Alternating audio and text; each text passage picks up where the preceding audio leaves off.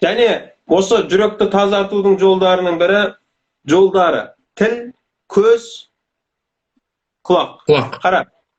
Жаңа айта кеттік қой, ақыры айтайық. Көздің қандай зияны бар? Көз жүректің жолы. Мынау, мысалы, ашық жүрген қыздарға қарайсың ғой.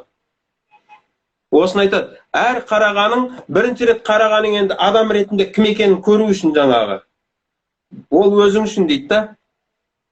Екінші рет қарауың сен өзі шайтанға алдандың дейді. Екінші рет қарауың сен енді шайтан лағнеті, охо, яқшы екен ғой, қарасайшы дейді. Екінші қарауың болды, сен уже арам оймен қарайсың ол кезде, ұрынасың уже. Екінші қарау бұл шайтанның дейді, тәсілінен дейді да. Енді қара, бір рет қарайсың өзің үшін, екінші рет қарайсың, шайтан лағнеті қаратты ғой сені. Өйткені сен, охо, әдемі екен ғой деп қарадың ғой екінші рет қараған кезінде. Бірінші рет кім екен деп қараған болатынсың. Осы екінші рет қараған кезде не дейді? Шайтан жүректі бір кесет дейді.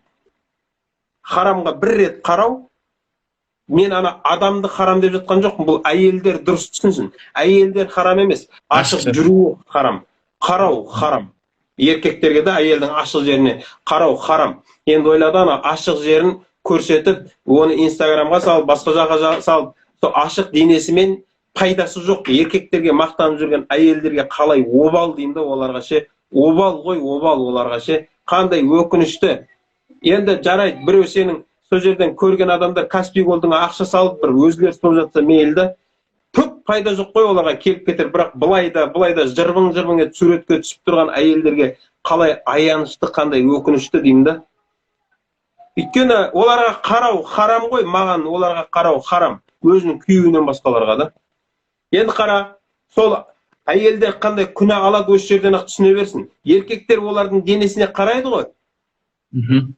Соны айтады, шайтан жүректі бір тесет дейді. Екі рет қараса, жүректі екі рет тесет дейді. Қанша рет қарайсың, жүректі сонша тесет дейді. Артынан не болады десе, ол жүрекке білім қонбайды дейді. Неге?